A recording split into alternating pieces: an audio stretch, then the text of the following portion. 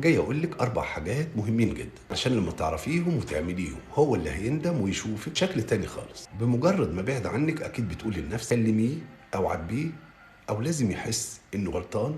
مش بتقولي كده؟ بس يا ست الكل الكلام ده مش صح، لان العتاب في الوقت ده هو اكبر هديه بتقدميها ليه، وكانك بتقولي له انا مستنياك وانت محور الكون بالنسبه لي او محور حياتي يعني. انما يهمك طبعا انه يندم انه خسر مكانته عندك. اول حاجه مهمه لازم تعمليها وفورا انك ما تبعتيش رسائل، مفيش اتصالات، مفيش متابعه ليه، مفيش مراقبه والكلام ده كله. انا طالب منك الصمت، لانها هي اللي هتكون اللغه اللي هتتعاملي بيها قدام، لان دي اللغه اللي هتخليه يسال نفسه كتير ويشغل باله بيك. يا ترى راحت فين؟ ما بتتصلش ليه؟ اختفت ليه؟ الفضول هنا هو اول طريق الندم بالنسبه له. تاني حاجه مهم انك تبص لنفسك بطريقه مختلفه وجديده.